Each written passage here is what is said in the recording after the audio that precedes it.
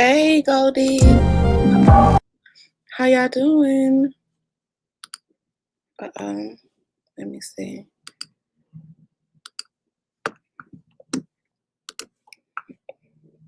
How y'all doing? Thank you so much for joining me, everybody. I set this video for earlier this morning, and I'm just getting back home. So yeah, I wanted to get into a little conversation. I'll be going live again in a little while, talking about something else, but let's get into it. Happy Tuesday, right? These days are going so fast. Happy Tuesday.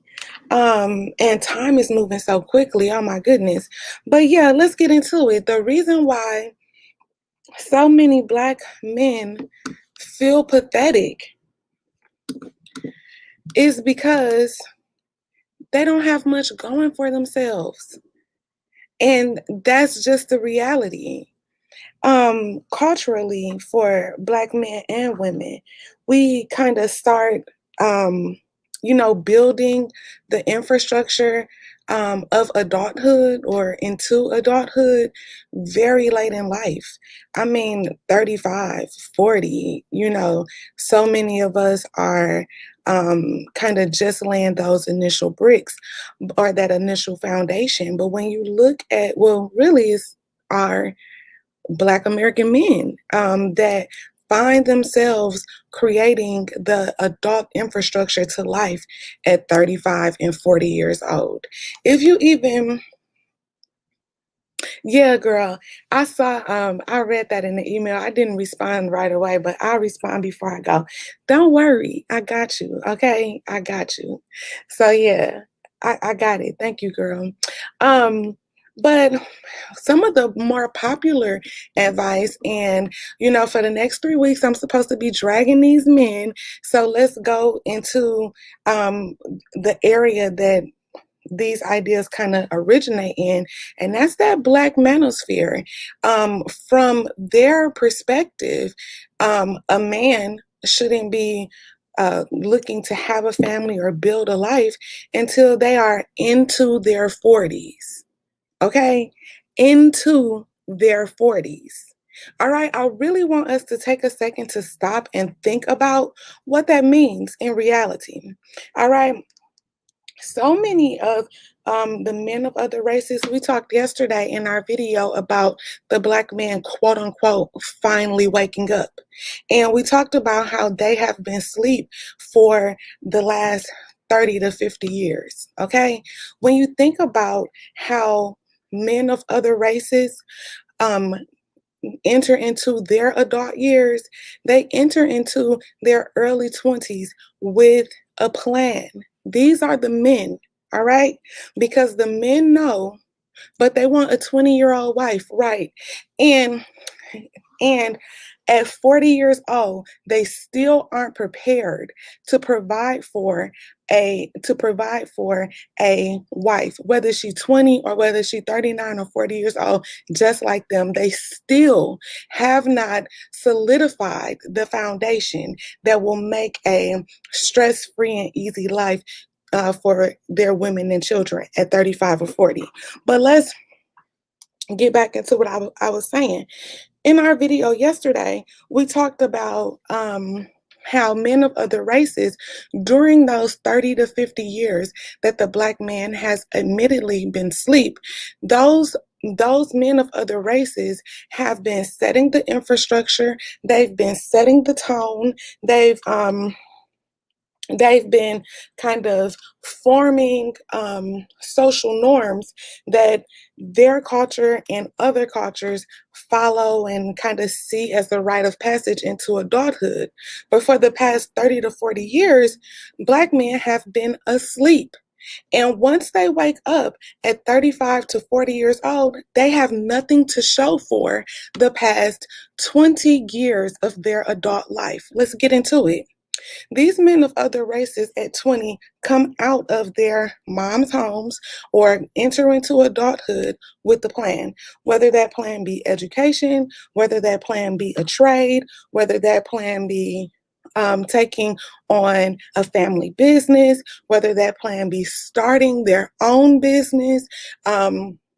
They come out of high school with some type of idea of what direction they want to move in and how they will begin to create a sustainable life for themselves. And this is at 18, 19, 20. This is what men of other races are doing. Men in the African American community at 20 still see themselves as children. They still see themselves as ineligible to really think about. And you know what, Sean, let me write that down. 60% Black men, middle class. I know y'all love to go on blackdemographics.com and get that information, but I'm going to go on blackdemographics.com and check that statistic and cross-reference it with what I see in other statistical databases. All right. And Sean, just for you, I will create a special stream about the 60% of Black men, or the actual number of Black men who are actually in the middle class. All right. Because from what I understand, I think what you are saying, what that quote or what that stat is referencing is Black men who are married and their wife's income is calculated into that middle class ranking that you talk about. All right. But I'm going to take a little bit of time when I get a second and kind of get into that a little bit. And just for you, Sean, I'm going to create a stream just for that, because we all know that's not true, as it's not true on its face as you've written here.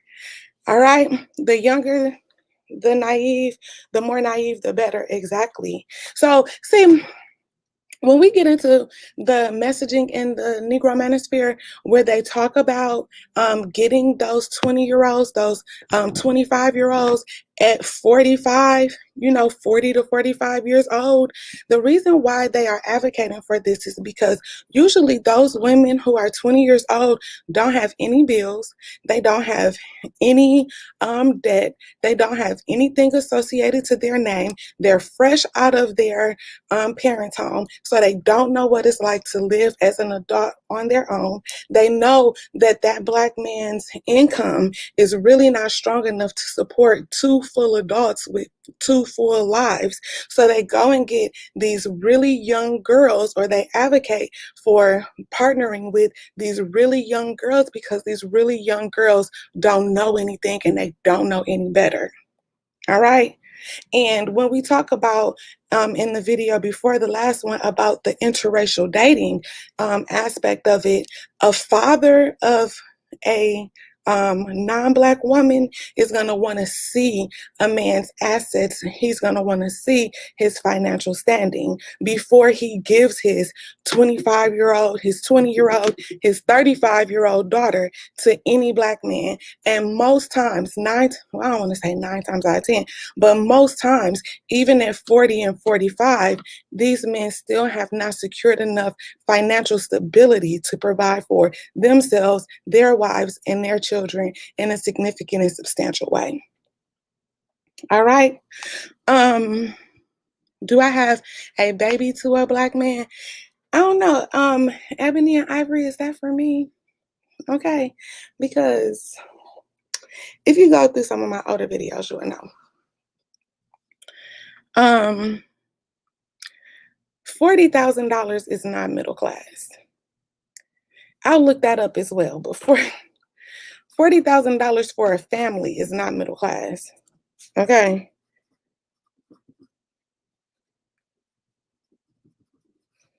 So if $40,000 for a single person is middle class, then I can understand why 53% of you guys are single, and that's because you can't afford a wife or children. Okay.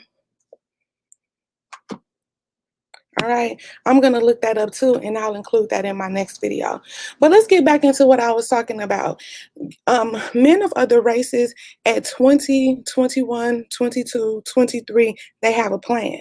They have an idea of where they are going, and they have an idea of where they will get their income from, how they're going to build their financial stability.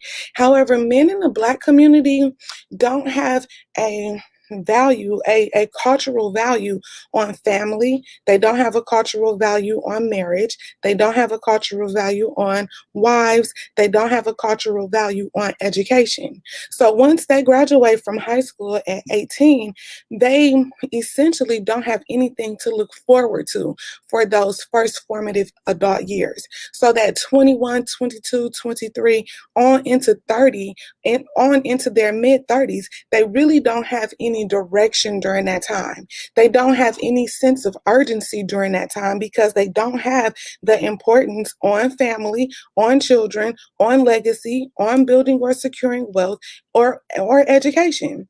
So most of them spend most of their time just floating through, their 20s and their 30s, and one day they wake up and they're 35 years old and they don't have anything to their name, right? They don't have anything outside of an apartment.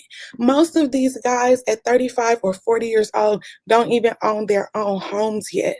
Most of them, okay? I'm not saying all of them, I'm saying most of them by 35 and 40 years old still do not own their own homes, okay? But men in other communities understand the importance of building that wealth and creating that legacy. They are entering into home ownership at 25, where the Black man, the African American Black man specifically, feels that they are too young for such a serious responsibility during that time. Most of men of other races by the age 30, if you want me to provide this, Sean, I can. Or else, you know what, Sean, you can look up what I'm saying and read it to be true for yourself, okay? And you know what? I don't know how we can quantitate how involved, quote unquote, Black men are with their family. Because let me tell you one thing. If let me tell you one thing. Living with your children and raising your children in a two-parent household under the same roof is very different than coming to see your child, picking your child up after school, or coming to see them on the weekend. I'm a mother. I didn't tell this to Ebony and Ivory, but I'm a mother, and I can tell you there's a difference between having a dad in the home and having a dad outside of the home. So if you mean involved by going to pick up the child from daycare, or going to school functions, or maybe going to doctor's appointments, that is involvement, but that is not more involved or most involved. All right. You guys don't have two-parent households. You guys don't have a traditional marriage in large numbers. So this statistic about you guys being the most involved is misleading, and you all know this. All right. You all know this. That's obvious. So I'm gonna need y'all to stop coming in my comments with that stupid stuff. That's what I don't like. That's the reason why I um am on this swing that I'm on, because I'm tired of y'all saying stupid stuff instead of getting your ducks in a row and lining things up and becoming, the men that we know that you guys can be. All right. So anyway, so by the time these men are 35 and 40 years old, let me take something to drink, because Sean want to take me to another level, and I'm not trying to get to another level today, okay?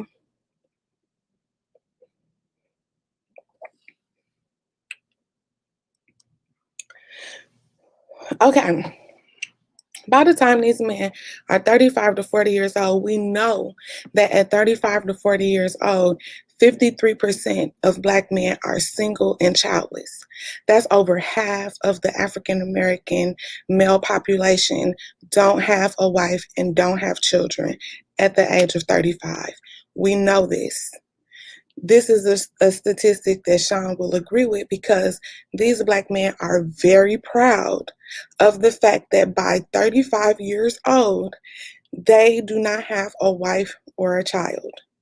They also, during that time, have likely not secured property, education, and income comparative of that status for other race men. All right. So when you go to 35 to 40 years old in the African American community, they are decades behind in progress as is compared to men of other races. All right.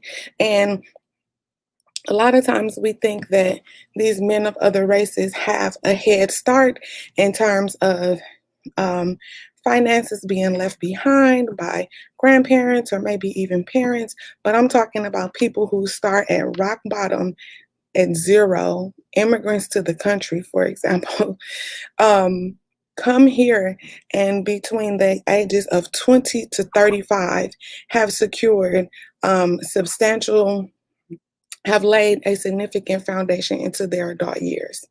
That's just the reality. And the thing is that Black American men have a hard time dealing with their reality. And instead of accepting their reality as it is, and taking proactive steps to become better, they deflect, as we spoke about yesterday. They deflect, make excuses, and blame women for their lack of progress. In our conversation yesterday, we talked about the fact that men 35 and older, that the 53% of those African American men that are single, 35 and older, were saying that the reason why they are entering into the later years of their lives being single and childless is because no woman is eligible for marriage. Okay? I think it was a statistic, Sean can let me know, that that women outnumber men like 2 to 1. I know Sean, our statistician for the Goldie Jones channel, knows this stat to be valid, or he'll give me the correct statistic. But women outnumber Black men, I think, 2 to 1. So if a Black man, 53% of American Black men by the age of 35 and older have not been able to secure one woman, it has nothing to do with women being ineligible and everything to do with the fact that he doesn't place value on women, children, family, and future planning. That just is what it is. And Black men need to acknowledge that. The blame shifting, the excuse making, the finger pointing, that's over. That's over. And the reason why it's over is because you guys wanted it this way. All right? We were building or trying to build with Black American men quietly. And, so many Black women were supporting average Black men who had wasted the first 15 years of their adult life on video games and fantasies. Black women were paying half of the bills and making excuses and giving concessions to these men who were 35 and 40 years old and still had not matured past the mindset of an 18-year-old.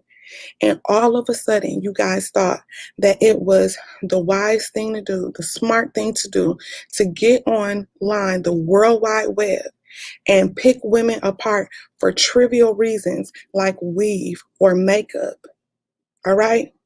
Or the fact that some of us took on the responsibility of a child, or maybe made a bad decision on taking a chance on one of you. And you guys bashed us up and down the internet on every social media platform. And now we're here. We're talking about your reality. And your reality is from the ages of 18 to 35, you waste those important years and do not secure a financial future for yourself. You do not have value on women or children, you end up at 35 and beyond, single and childless with nothing to show for it, nothing to your name. Okay? Not even the condo. This is the reality. And y'all need to stop playing with us. All right? One thing about it is that we are not going to accept the excuses anymore. All right. Now I have Cajun Dish over here saying, I haven't been looking at the comments, so I don't know what people are saying. But I see Cajun Dish right here saying that she won't answer who's raising them. The reality is, when you are 35 or 40 years old, it is on you to correct any past mistakes or any deficits that you had in your childhood. Okay, you have been an adult for 17 years. If you have not sought out a mentor, if you have not created a network around you of people who can support you and set you on the right path by 40 years old, that is your fault. You cannot continue to blame your mother for not having the tools necessary to give you the best start in life. You have been an adult man for 17 years. Take responsibility for the fact that you have dropped the ball yourself. Okay?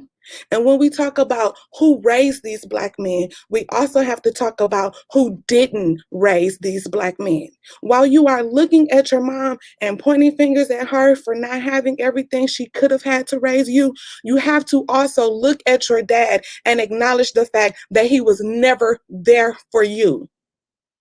And the little that your mom could give you, he gave you absolutely nothing, none of it, 0% of what it was that she could give you. He gave you absolutely 100% less than that. All right? So this whole little, y'all 35 years old, still talking about who raised you and how you struggled in your life, and you've been an adult male for almost 20 years, cut it out. Stop with the excuses. Nobody feels sorry for you. All right? You don't have a sob story. There's no pity for you.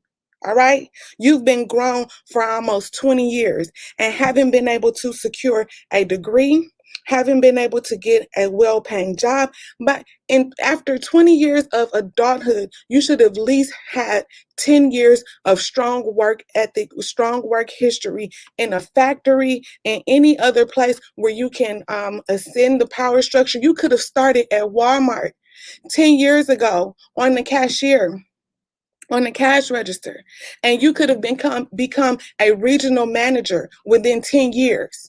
All right. And that's just half of the time that you have been an adult, from the ages of 20 to 40. So y'all need to cut it out with all of these excuses. All right. Y'all can go over there and sit over there on those other channels and talk about how Black women ain't this and Black women ain't that, and how these women are not raising you right, and your fourth grade reading level and all of that type of stuff.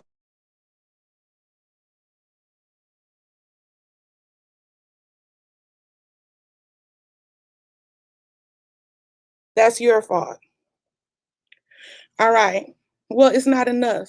We always talking about those few successful Black men that we know, but it's not enough of them. No more of them. All right. Introduce us to more of them. The few more that you know is not enough.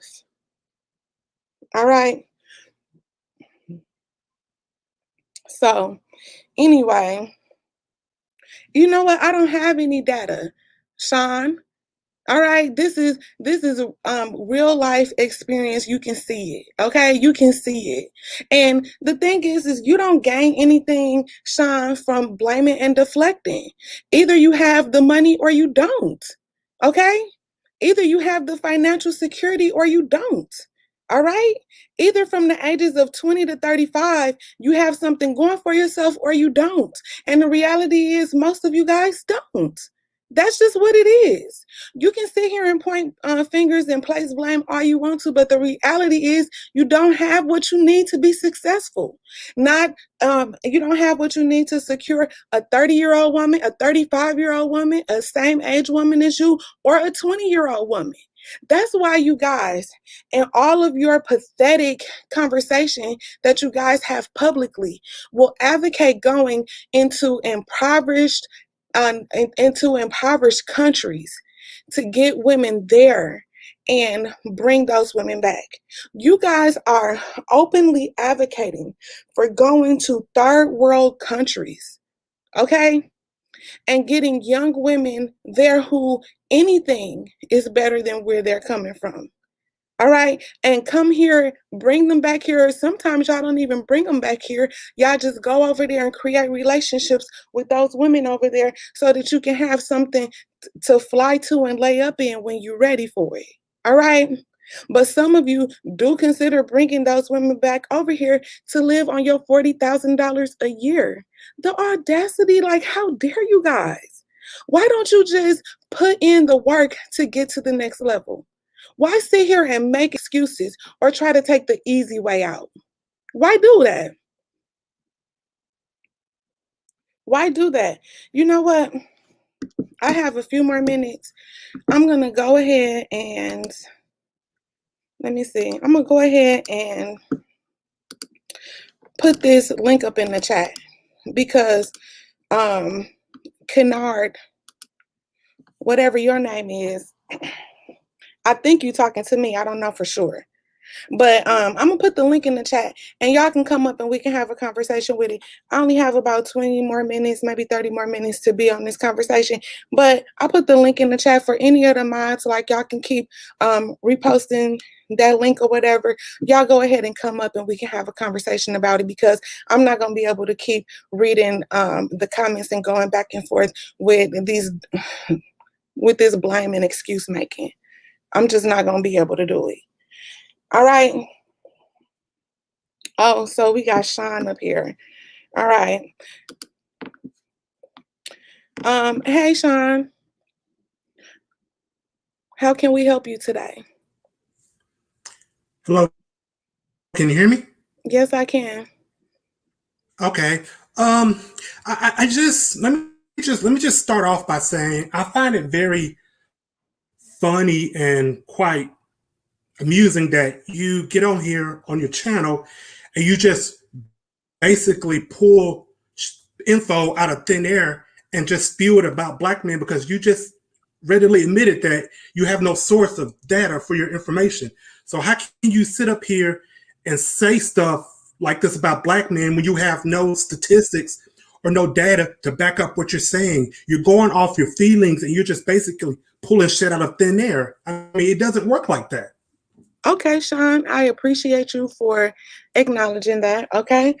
Before I spoke my opinion, maybe I should have gone to CDC and got the specific statistic. But since you know these things, can you tell me how many black men under the age of 35 are in the middle class?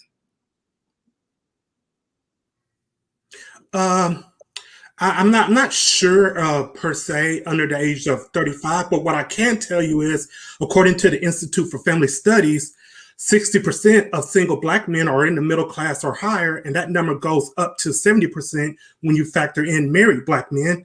And I can also tell you that according to a 2018 CDC study, which the CDC is part of the Department of Health and Human Services, so that's why the study was conducted, it stated that black men are the most involved with their children, no matter if they live in the two-parent household or they don't live in a household with the mother. Black men, amongst all races of men, are the most involved with their children. Okay, Sean, thank you so much for sharing that information. And I'll go back and review it on CDC, okay? I did promise you a video once I reviewed those statistics, so I'll go back and review that. And now I'll see you again, but my next question for you, Sean, is how do you quantify most involved if you do not live in the household? How do you quantify most involved father if you do not live in the household with your child? Well, I mean, what can you do? But you can still be there for your child. You can still support your child. You can still spend weekends or alternate weeks with your child. Okay, I mean, but can we consider that to be most involved, Sean, when we have fathers that wake up with their children and bathe their children at night and put them to bed? well, I Can we mean, consider what that are to you be most saying? involved? What are you saying? Because marriages don't work out, and typically the mother gets custody of the child. So, I mean, that's But these are typically single how it men. works. These are single men, right? So presumably unmarried men, right? And since we know that 89% of African American children are born out of wedlock, that means that a marriage never happened, which means that they likely never lived together. Some percentage of that 89%. Where'd you get that number from? 89% of children are married out of wedlock. What do you say? But you just said earlier you said earlier that you have no Oh no, source of data yeah, where you get yeah, information from. Are you yeah. pulling I this don't out of have. thin air again? No, no, not out of thin air. I don't have the specific statistic. When I go to CDC and review this, I'll get the specific statistic. I'll tell you, No, wait, don't just hold on, say. Sean, hold on. I'll tell you exactly where I clicked and exactly where I got that information. I'll also be able to give you a web link to that information. But my last review of children born out of wedlock in the African American community was, I think, between 72 to 89%. It was somewhere in there. And so that means that a marriage never happened. And some percentage of that 72% never lived together. So when we talk about most involved, you're talking about people who see their children on the weekend or visit their children at school programs. And how can we consider that to be most involved when compared to men who live with their children? Wait, I can hear you say that last part again because the stream art seems like it's kind of breaking up. Okay. What I said is that I said that what I want to do is do due diligence for myself and make sure that I get you specifically where I got that information from, the statistical source. Okay, I want to give you a link so that you can go back and review that for yourself. I said, but the last time I reviewed that data, it was between 72 and 89% of African American children are born out of wedlock. So that means that a marriage never happened. And I also said that between 72 and 89% of those children that were born out of wedlock, a percentage of those men did live in the household, but it's not a large percentage of that, because we know that these households are single parent led households. We understand that. And if you also want to corroborate that by the government subsidies that you guys speak of and being removed from the house, those things will all corroborate with that. All right. So what I'm saying, my question to you is, if we know that a marriage never happened and the man was never in the house with the child, how can you say that those men are most involved when compared to men who live in the house with their children? But you're I don't get what you're saying. You're saying just because the parents are separated, the man still can't be involved in a child's life. What I I'm don't saying, get where you're trying to get at. what I'm saying is that men that are not in the house cannot be compared and be considered to be more active than men who live in the house with their children. So the premise of your statement that Black men are the most involved with their children is factually, or it's inaccurate on its face when compared to men who live in the house with their children. That's what I'm saying. Do you have any children So yourself, Sean? so you're telling me that a person who you did admit that you don't do your research, you don't have your sources, you're totally disregarding a study done by the Department of Health and Human Services as factually incorrect and wrong? Are you I'm serious saying, right now? no, I am. I'm saying that a man that doesn't live with his child cannot possibly be considered to be more involved with that child than a man who does live with his child. And if you believe that a man who does not live with his child can be more involved than a man who does live with his child, then I understand why you think that black men, or that number of black men, can be considered to be most involved, but is almost impossible. And my question to you, Sean, was, how many children do you have? Do you have any children yourself? How many children do I have myself? I said, do you have Is any that children yourself? what you're saying? Uh-huh. I don't have any children. Okay, so then you might not know what you're really talking about when we come to the idea of day-to-day application. But as a mother, I can tell you there's a difference between a dad being in the house and a dad not being in the house. All right, so I'm not disagreeing with you with well, that, that's the statement that you with the made, that assessment you that guys are most two involved. parent And we know, households two parent households are better than one parent households. I'll agree with you in that regard. But what you're saying, that a man that's not involved, that's not in the household, can't be involved in a child's life, is just not correct. right, but I didn't say that, Sean. What you said is that black men You are the most, you hold on, Sean. You said that black men are the most involved. And I asked you, how do you quantify that? And then I went back to state how there's a high percentage of our children born out of wedlock. And since that high percentage of our children are born out of wedlock, we also have a significantly high number of children living in single parent households. That means without dad. All right. And if we have that high number of children living without dad, then how can it be true that black men are the most involved with their children if they do not live with their children? And the thought that you would like to argue me, hold on, Sean, the thought that you would like to argue me on black men being the most involved when they have 72, between 72 and 89% of children born out of wedlock, is just unbelievable to me. I don't even see why you would come here and try to represent a statistic or thought like that. Why would you do that? How does that make any sense to you? But see, what you're failing to realize is the role of the typical father is changing. No, That's it's what you're not. failing to realize, and that's what the No, it's study. not. No, it's Yes, it not. See, is. that Men is are the more, doing that is the more, more. Men are doing more as far as being fathers than what they have typically had the role of the father, like in the 50s or 60s. Men are becoming more involved, basically by taking kids to school, feeding the children, getting lunch together, having dinner with the children. The typical role of the father is changing, and that's what you you're are failing to talking about realize. married And that's what the fathers. study was primarily based You're on. talking you're talking about married fathers. Married fathers are able to get lunch together and all of that type of stuff.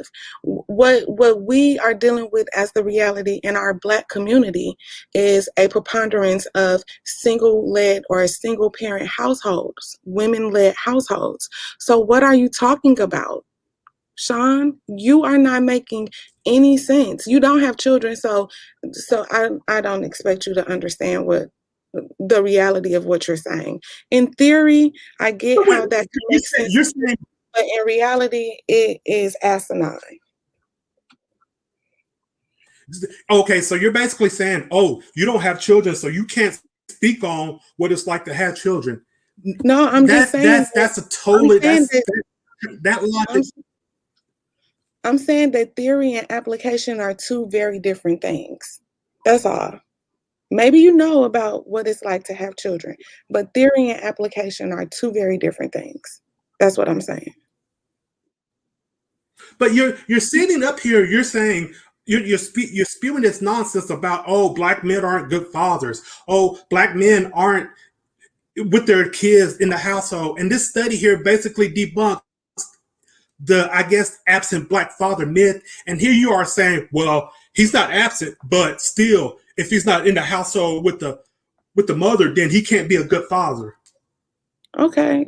Listen, I never contended about, absent fathers and stuff. You said that black men are the most involved. And I asked you, how was that Based statistic off this quantified? 2018 CDC study. Right, I understand it came from the CDC, but I'm asking you, since you are familiar with the source and the stat, how was that statistic quantified? That's what I'm asking you. What things did they use to evaluate how much more black fathers were involved with their children over men of other races? You are not making sense, Say Sean. that again. Right. I didn't hear you. I said that I'm I asking can't you. hear you.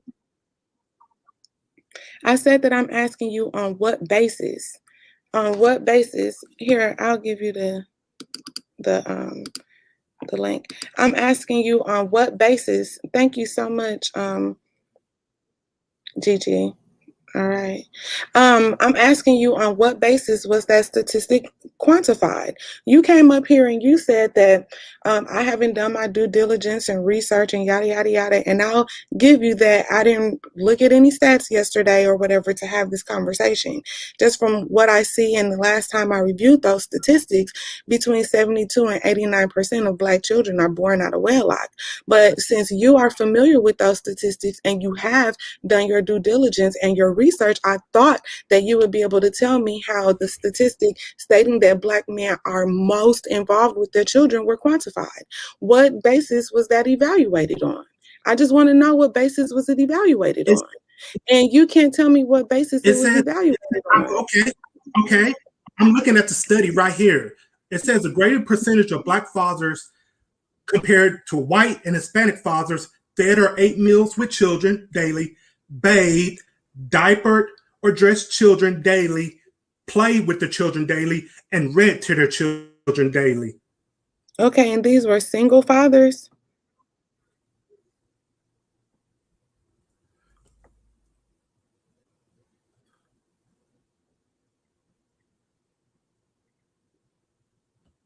Hello? Did my connection go out? I, I can barely hear you. Like it just went silent for a few seconds. Okay, I said that I think these men who were bathing their children, reading to their children, feeding their children every day, Sean, these were single fathers. these were these were basically fathers that either lived in the household or didn't live in the household. This is what the study was based on. Okay, well, go ahead and drop that in the back chat for me, and I'll check it out. I have a hard time believing that, Sean, but go ahead and drop it from me, and I'll check it out. And like I Okay, said, I'll put the when I go back over the statistics and invite you, up on another panel in the next few days, then we can talk about the statistic that you're speaking about specifically right now. I have a hard time believing that, though.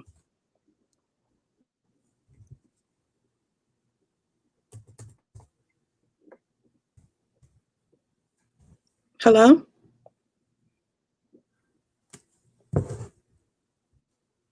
Can y'all hear me?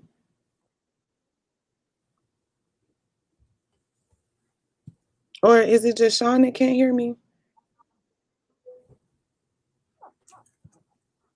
Can you hear me? I can hear you now. I don't know. This StreamYard, it keeps going in and out or something. I'm not sure what's going on. But Okay. I'll put the link in the I'll put the link back here in the back here in the chat so you can check out the study for yourself.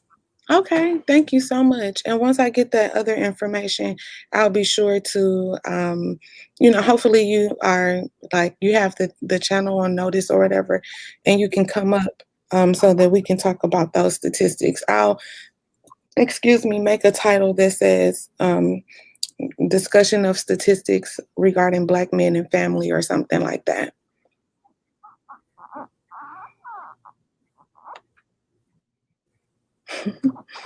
Can you hear me, Sean? Yeah, I can hear you. I'm putting the link in the chat right now for you. Okay. Okay. So while you do that, I wanted to get back to my conversation. The reason why most or so many Black American men feel so pathetic is because they don't have much to show for their names, or that they don't have much to show for their names. Hey, BMT. By the time they are into their 40s, okay, they don't have much to show for the past 20 years of being an adult male. All right. So, yeah, BMT, how are you today? Hey, Goldie. It's How are finally you? good to talk to you. Yes. So we finally get to sit down and have a conversation. Yeah, a brief one because I don't have much more time, but I'll be back live Oh, again man. later on. Yeah, God I'll dang be it. back live again later on. All right. I gotta give you. I gotta make sure I get you my email. Hmm. Man. Okay. So Oh, let's. wait, let me pause just for a second before you move forward, okay? Um, Let me just address a few of the comments so far.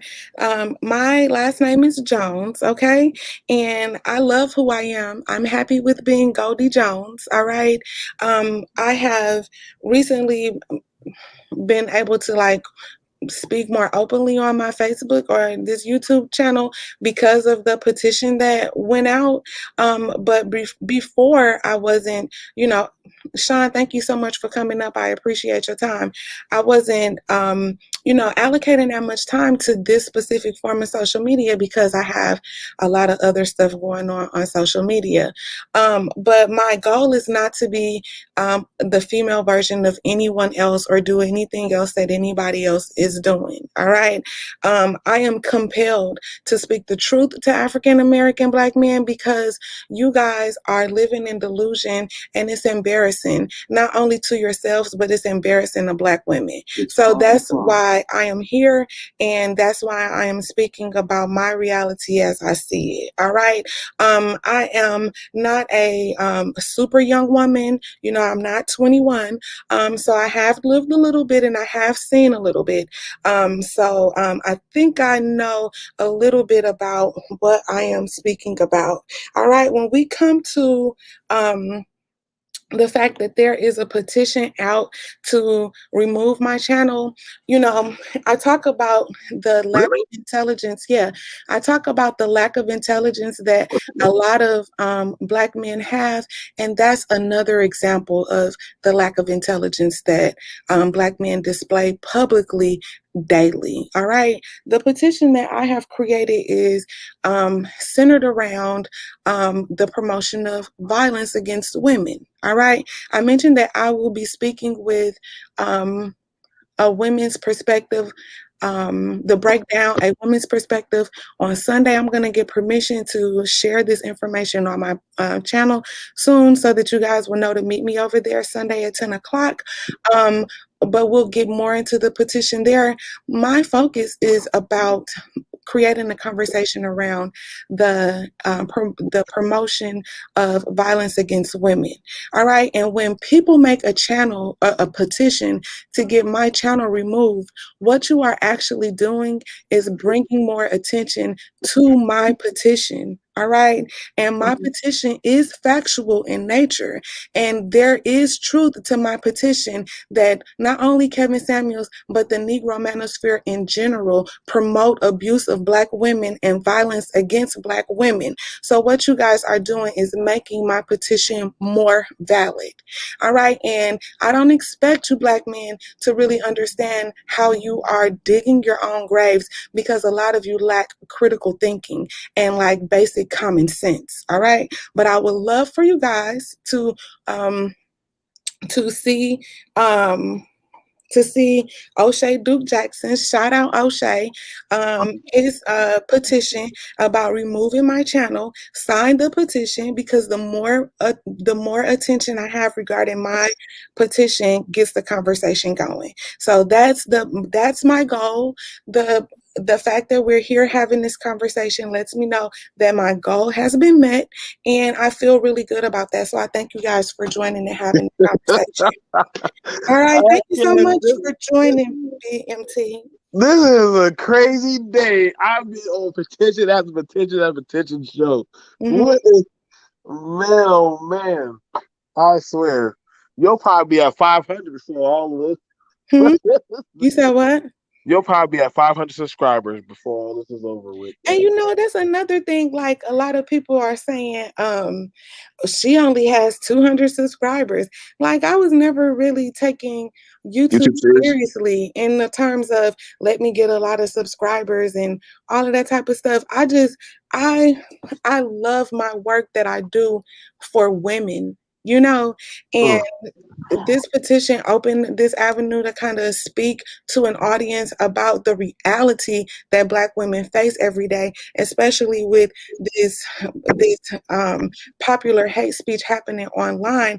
And I'm thankful for the opportunity to be able to speak on the behalf of women. It's not about getting followers and subs and getting paid off of this. That's not my goal. I have a husband and he takes care of me well. So I don't have to, be out here looking to grab money from people. All right.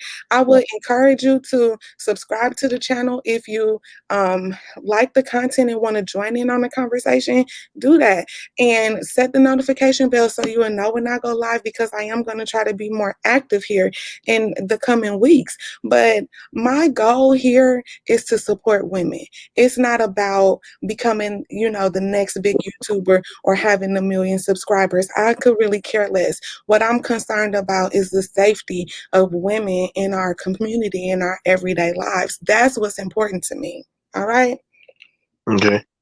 Well, this is this is what's going on, everybody. I guess, and like I said, congratulations, you're over 1,800 when I last time checked the petition. So you're already over 1,800. So my Yeah. calculations are correct. You'll probably be at 2K before the end of this doggone week is over. So, I hope so. I hope so, because the conversation needs to be had, and that's really the only thing that I'm concerned about. so let's go ahead and have the conversation. I wanted you to come up, but I see you're definitely it's different, huh, when you're doing panels and having discussion on YouTube. Is it feel weird? Does it feel weird? I'm kind of new to this, and BMT, I've been around the community for a long time, but I've Mm, just been like commenting and stuff. I really like to be behind the scenes. I do not like the attention. I do not like, all of that type of stuff. So that's another reason why I haven't just been making a lot of videos. I thought right. that it might be a fun thing to get into, but I don't really like a whole lot of attention. And this thing kind of took me out there. And now that I'm out here, we're just going to Here see we what go. happens with it. But the petition that I made is 2 months old. Okay. Really? It is actually too Yes. much old for real? The petition is 2 months old. God damn. Yes. So I it's didn't not like I made the petition yesterday and I'm like, hey, everybody, look at me. No, this was something that I did to show women that if something is going on in your daily life or even online life, you can take a stand against it. Like you can do something about it. And even if you don't get a lot of support, or even if you don't, have a person removed, the fact that you tried to do something to stand up for yourself is what really matters. right. Okay, I can do that. Hmm. All right. So let's go ahead and have the whatever we have left of time. You can always hit me up at blackbrother123@gmail.com. I'm always for the conversation. I hope you didn't feel like I was attacking or anything. Like I was just having a conversation. You know what I'm Hmm. saying? So, um, No, so I yeah, didn't. I didn't hear your whole thing, yeah. but I think the it's feedback really that hard happened. for me to feel attacked. So don't No, worry. no, no, no, no. I just don't. No, I hope you didn't feel like I don't want nobody to think I come up here to attack her. I hope you didn't feel like I was coming to attack you. I Oh was no. assessing from both sides of the petition and what's it about and what's all this coming about on how it's going to play out. Now, um, let's look at the topic you said about why do black men feel pathetic. That's the topic, correct? And Hmm. um, I would honestly say I would probably say it's a small marginal group. Hmm. It's a small marginal group.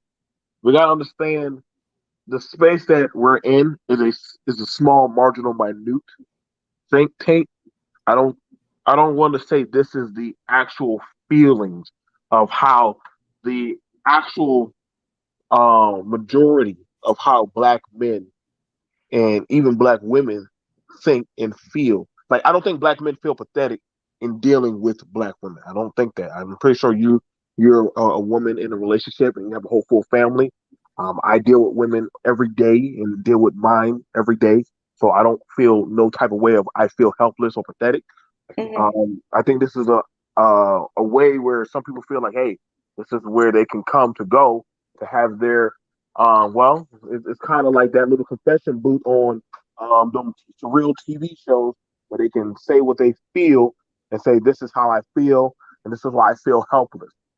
Do I agree with a lot of their consensual ideas? No. Do I think some of them have valid points? Yes.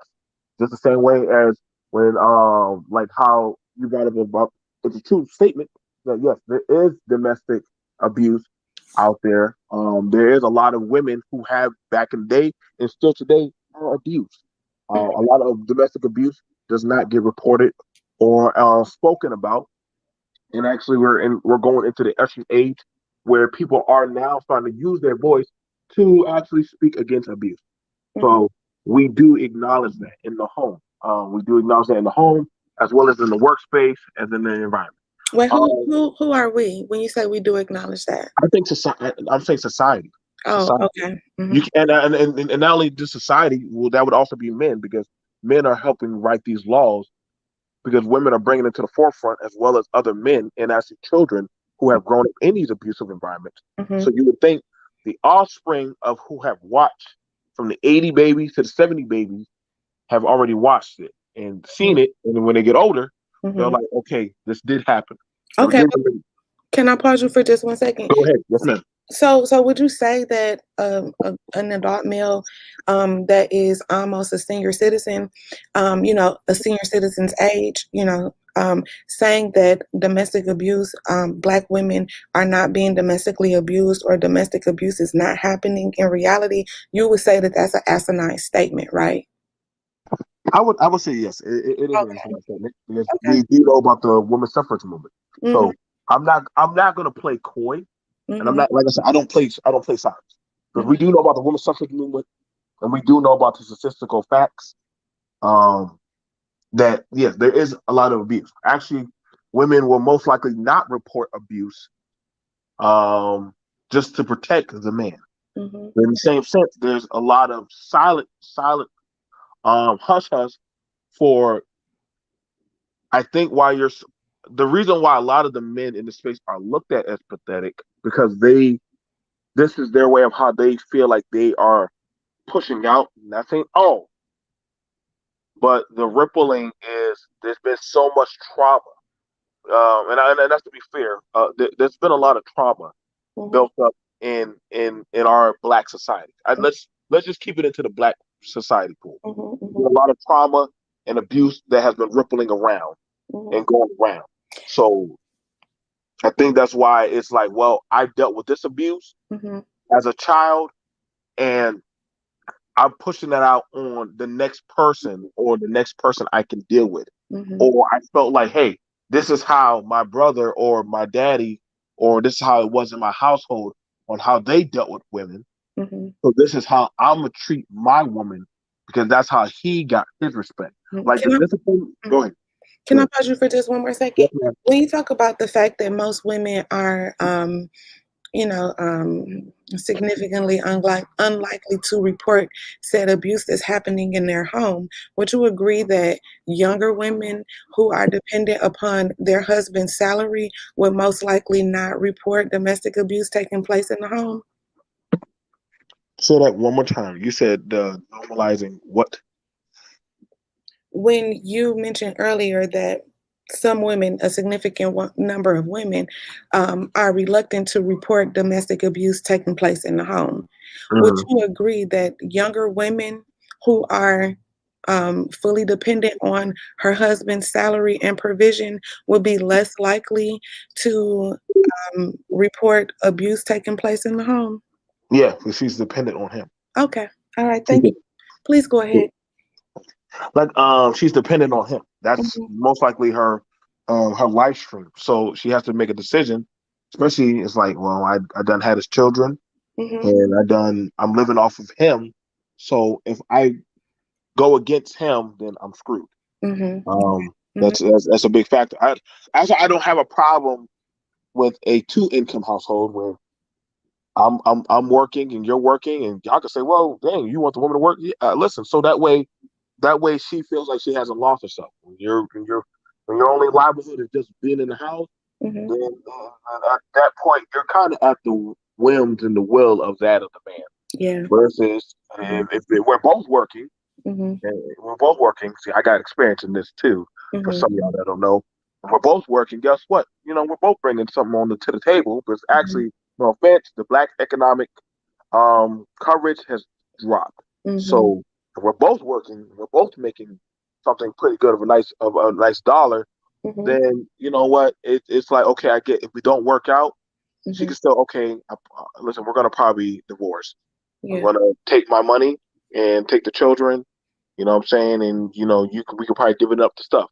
That's Mhm. actually how it works in court. So Yeah. actually, you kind of put yourself in a situation because they're going to ask the woman, does she have a livable means of income? And if Mhm. it's all bent on the man, then they're going to look at it like, yo, so you need to take care of her Mhm. or in them children. Yeah. Which that's why a lot of men feel like they are being pressured by the court Mhm. because they want a woman that literally cannot economically bend back against them. Right. But now when you think about an older man, let's say significantly older, like 35, no, I'm sorry, like 35 years. Like, let's take a man that is like between 52 and 55 years old, intentionally dating a 20 to 25-year-old, then you can understand what a powerless position that 20 to 25-year-old young woman would be in as it relates to a 55-year-old man, his provision and resources that he has access to that she doesn't, right? Would you agree to that? I would agree to that. I would agree Okay. to that. Oh, Because BMT, me and you agree on a lot of things now. listen, I'm not listen. I'm if it makes sense, Hmm. I'm not going to lie for like the loyalty of the gender. I'm Hmm. not going to. Listen. I told you, I don't play these games. I don't. I walk at my own. That's I said. BAP is in his own lane. That's Hmm. what I was saying on the channel. We could have came. You could have came up there and talked. If you want everybody to sit down and just be me and Goldie talk about this petition, Hmm. I would have done that. I would have done that just so that way you could have just talk and tell me, hey, this is why I feel what I'm doing, BNP. I'm not about to like. I'm not doing all this dumb shit. This doggone nigga babble shit.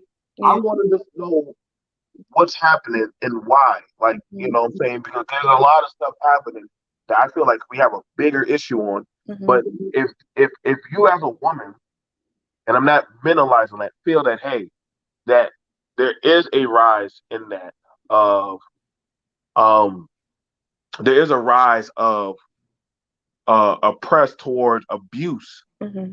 being pushed out there, then it's not for me to stop you. But then my thing is this: the same way how you're feeling like, hey, like there's a rise of abuse being pushed onto social media, Hmm.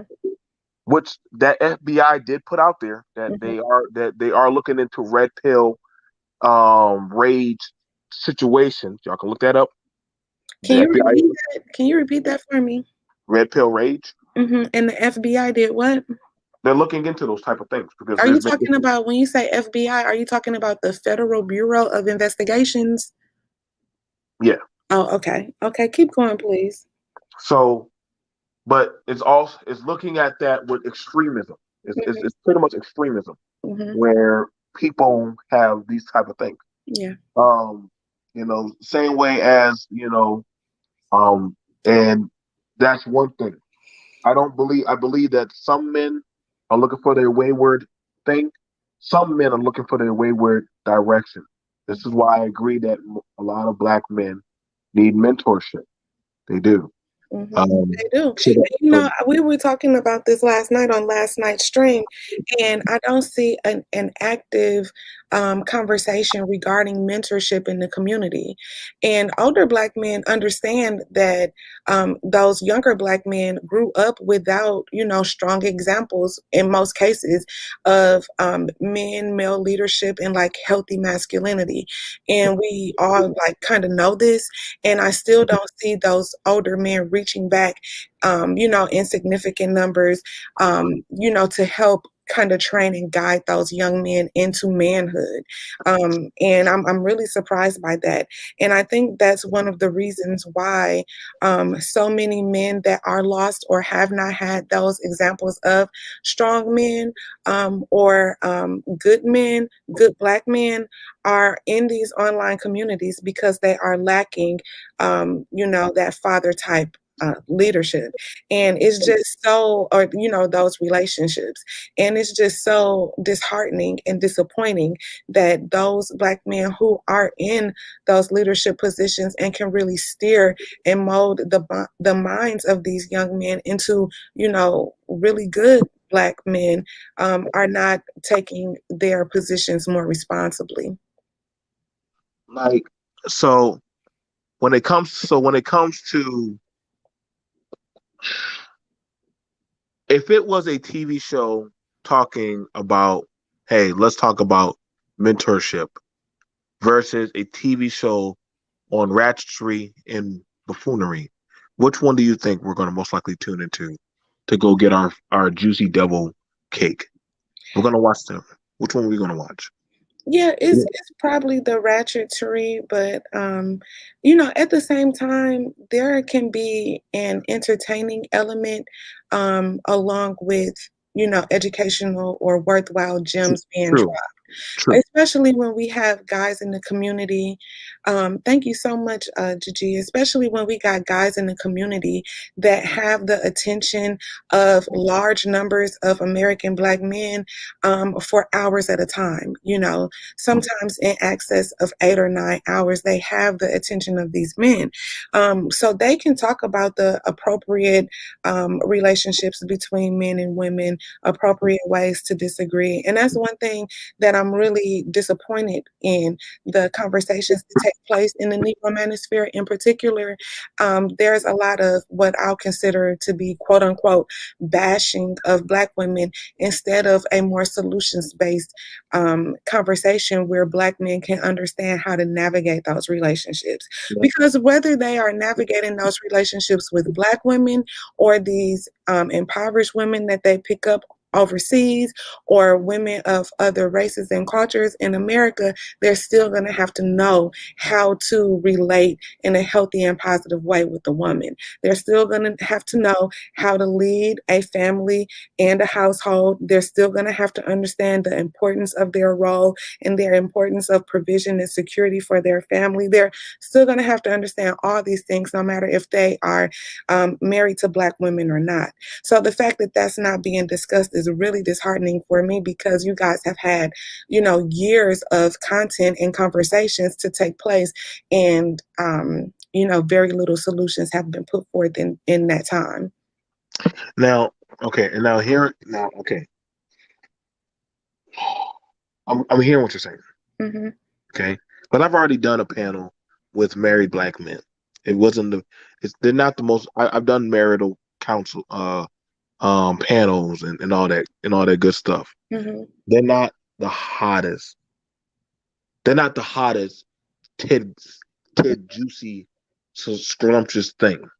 Mm-hmm. It's, you know what I'm saying, and I hear you. I hear you. You're coming from a good place, but people don't. They're not looking. If it makes any sense, it amazes me. I get what you're saying. What, and that's where the pathetic. That's where the pathetic aspect kicks in. Mm-hmm.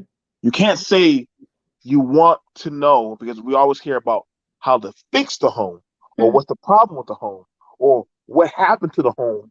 Mm-hmm. But then when you have people in the home, you really don't want to talk or fuck with them or really want to hear from them, because either they'll come off as a simp, B, a pick me, Mm-hmm. C, you know, she's coming from a place of hate.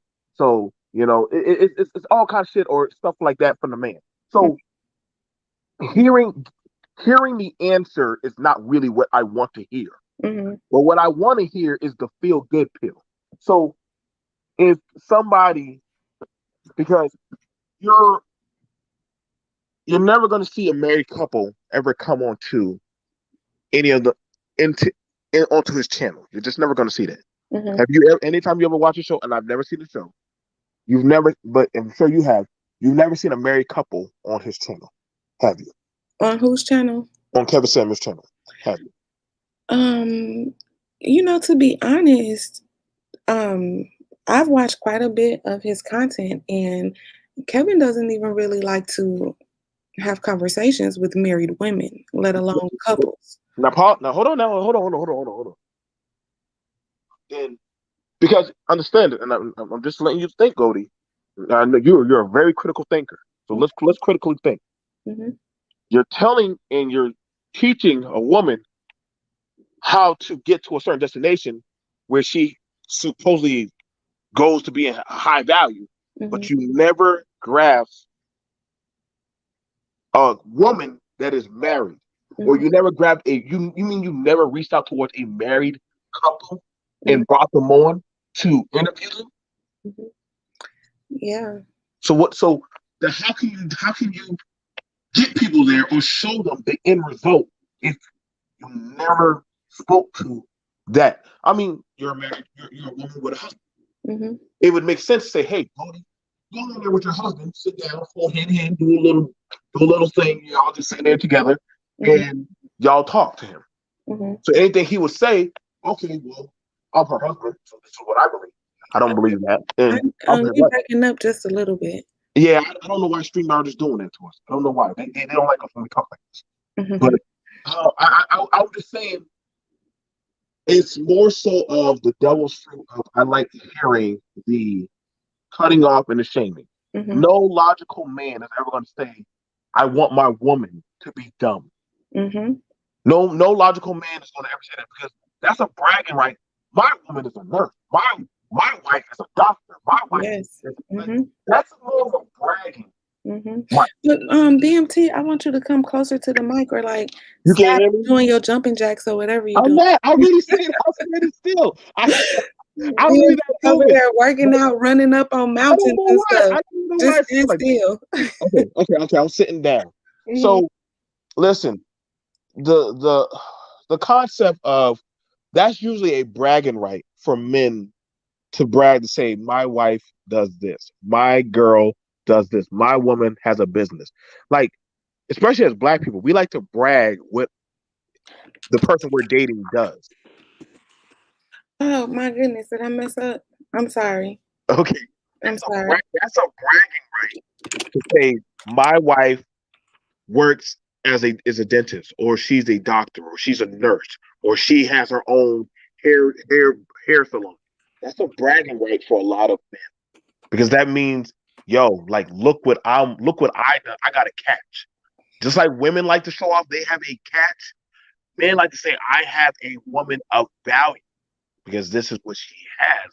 She has going for her. It's like a woman like to say, look at my man. My man has a truck. My man do X, Y, and Z. They like to tell the girls that. Yeah. So we both. That's why I'm saying, like, that's where the pathetic talk or the pathetic algorithm you're looking at comes into play.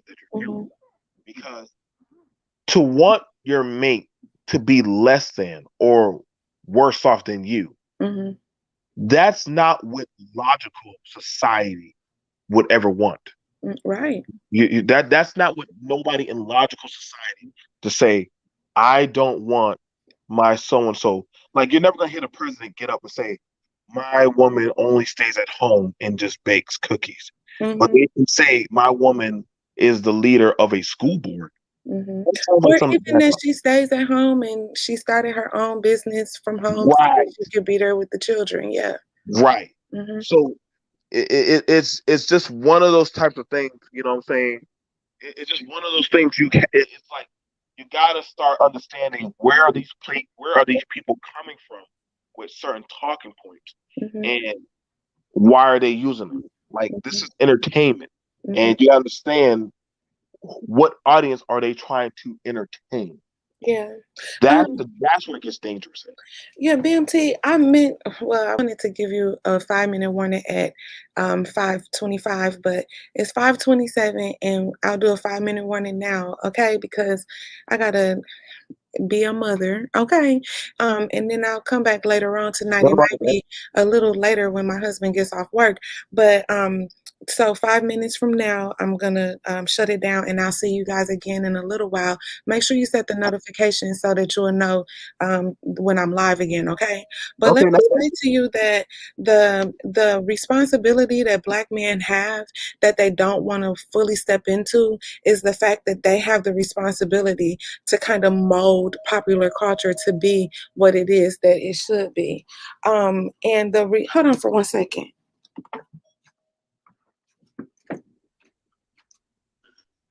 Um, Sorry, these no, neighbor no, you're good, you're good, you're kids good, at you're the good. door for my babies, and my baby's not here right now, but they just bam on the door and ring the doorbell 1,000 That's times. that's part of living in the suburb. That's part of Right. living in the suburb. They don't even know, but the responsibility that Black men have that they don't want to step into is the fact that they have the responsibility and the onus is on them to kind of direct and lead the direction of the culture.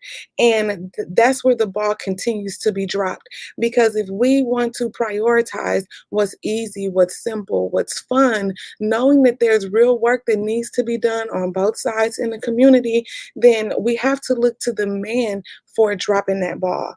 All right, there has been conversations, women-led conversations for years in the community that Black men have um, defined as bashing or putting down Black men, when those women were simply wanting to get to the business at hand instead of focusing on the entertainment that it seems that most Black men want to focus on. And like, I am kind of like I consider myself to be a really feminine and sweet lady, but I'm not going to take excuses from anybody. And I think that's something that my husband really appreciates. It's not something that is easy, but I'm not going to allow excuses to just permeate the environment. And I cannot give the Black male leadership room to provide that excuse that they don't have the power to kind of direct and shift the tone of the community. And now that we are where we are, is such a effed up place.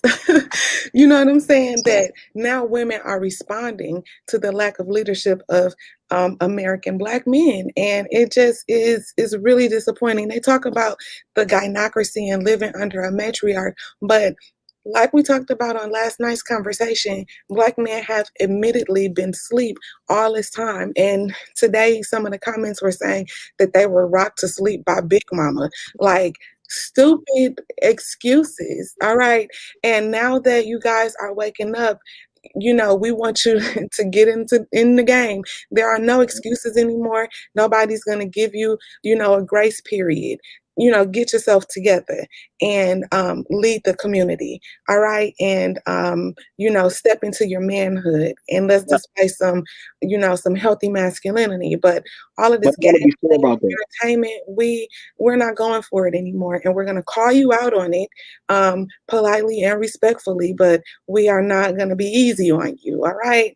The Mhm. promotion of violence to control women without because you don't want to create a plan, because you don't want to sacrifice and put in the work that's necessary to lead and direct the community, is not going to fly. You're not going to beat anybody into submission. You're not going to beat anybody into silence. We're not going for that. All right. So it's the onus is on Black men and Black male leadership to step up and create their plan for protection, provision, and security for all of us women, or we're gonna be here dragging. That's just Now, what it question. is. Now, question. I Mhm. think now, do you think the overall majority of Black men are for that of abusing women, or is it's a small, it's a bubble hub of them? No, I definitely think there is a unique Black male culture in America, and the domestic abuse is part of it. There is a low level of respect from the Black man to the Black woman in our community, and that's just a reality that we're going to have to acknowledge. It's evidenced in the fact that we have so many single parent households. It's evidenced in the fact that we have so many children growing up without knowing their dads, and it's also evidenced in the fact that we have over 53% of Black men 35 or older single without children. These men don't respect women. They don't respect children. They don't value or respect marriage. They don't value or respect, family or future planning. And if you are living a life where you don't respect any of those things, how can you feel strong and secure in your manhood and masculinity? It goes back to the topic of my video, and it's the reason why so many Black men feel pathetic, and it's because they don't have a respect for the basic tenets of manhood and for male to female interaction. And with that being said, there's no way they can respect a woman and interact with her in a respectful and healthy fashion if they don't have a basic foundation of respect and admiration of those simple tenets to life. Now, the thing about it, I'm looking at. Not sure if you can hear me. I can hear you. The community thing. Mm-hmm. I think that Black people don't understand what community is because Nope. Can't let you do it, BMT. no, I don't think so. No, I'm serious because your community. If I would, that was like almost like me saying that the community around me, that's my community. I would probably say the 6 people living in my house, that's my community. Like people in my house, that would be my community. But don't use the word community. Use culture, the Black American culture. You want to say so? You want to say the Black? See, so because okay, culturally these things are relative across the culture. Okay, so you're saying so you're saying, so would you say that the Black culture, do you think the Black culture still promotes abuse amongst Black men and women? To some degree, I do, because see, the thing is, in this Negro manosphere thing, they used to make it seem like only the thugs were creating single parent households, but it's the educated lames too that are out here pumping and dumping and creating babies and leaving these women without the children. Now, Goldie, you're grabbing onto social media. I'm asking about culture.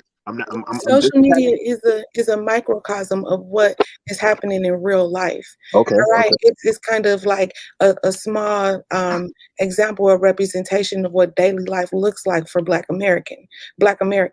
And it's not only thugs and the quote unquote Pookies and Ray Rays that are baby daddies. It's a lot of these men that are educated, that have degrees, that have the financial standing, and still do not value marriage, women, and children enough to marry a woman before she gives birth to their child. A man has 9 complete months to decide to marry a woman before his child is born so that his child is not born out of wedlock. He has 9 months to do that. And even the most educated of our Black men do not value doing that.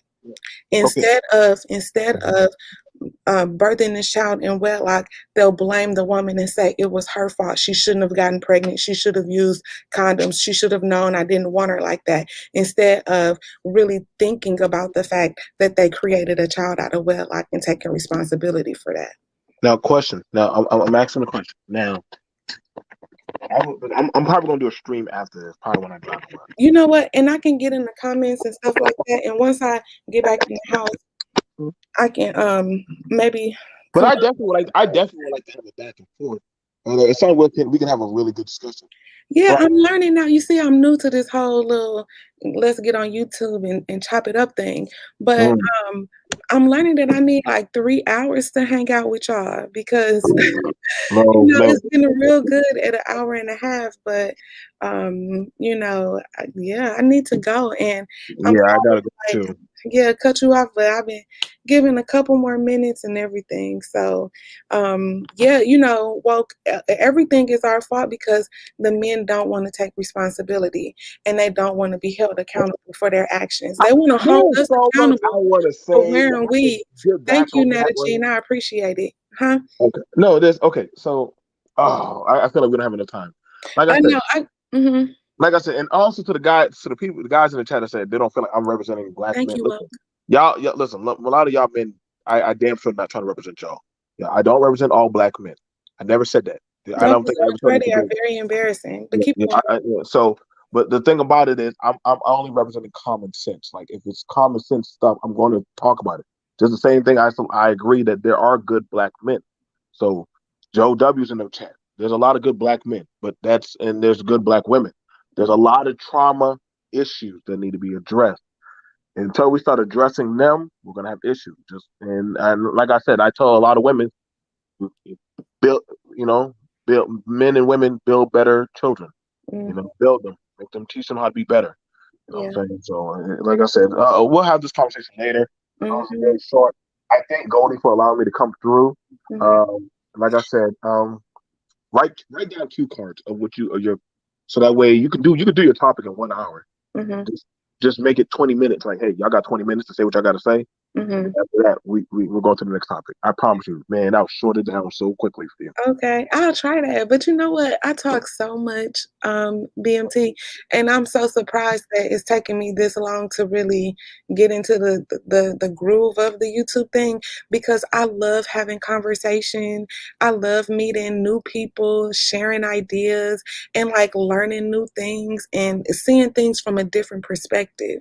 You know, so I love the dialogue. So I'll implement the cue card thing, but I just really need to prioritize my schedule better so that I can allocate more time to the conversation, because this has really been a good conversation, but I'm feeling good leaving from this conversation. So, Yep. I really want to foster more of this environment and, really get these ideas out here that ebb and flow. So, Like I said, you did good. Like I said, like I said, people think I was gonna come up here to argue. I mhm. like to have civil, critical thing. She threw out some good questions that kind of cornered me, but it didn't throw me off. But I also had some rebuttals on some stuff. But Mhm. like I said, this is just us doing an introductory. Yeah. And yes, I am going to be. There's no need for us to be disrespectful to each other. No. Um, Mhm. like I said, I don't do all that stuff. But I look forward to having a future conversation with you. Mhm. You have a good day, Goldie. You too. Thank you so much for coming up, BMT. Okay. And I left my email in the back chat. And also, if you need D Darrell's one, let me know. Just email me, and I'll give you D Darrell's one. Okay. You know what? Go ahead and give me D Darrell's too because I enjoyed listening to him, and I actually met or first heard of him on I think Bomb's channel. I think he was there on Bomb's channel or one of those other channels. That's where I learned of D Darrell a little while ago. So yeah, go ahead and leave that for me, and then I'll reach out to you guys. Thank you so much for everything today, and Okay. I'll be live again later on. So make sure you set your notifications. Okay. All right. Okay, talk to you soon. Thank you everybody for joining me for this very brief but really deep conversation. I want to ask if you haven't subbed to the channel, go ahead and sub to the channel and set those notification bells. That's notification bell so that you can be notified when I go live again. I would love to have more people come up on the panel and really have an opportunity to converse. This is like meaningful conversation and I just love the opportunity to talk to you all right. Thank you for my mods. Like, I appreciate everything and thank you for the chat for being respectful and like moving the conversation forward. I really appreciate that. Thank you, Nickel Spickle 1031 and Gigi. Thank you so much. All right. And I'll be emailing you soon. Okay. So I'll see y'all in a little while. Talk to you soon. Bye-bye.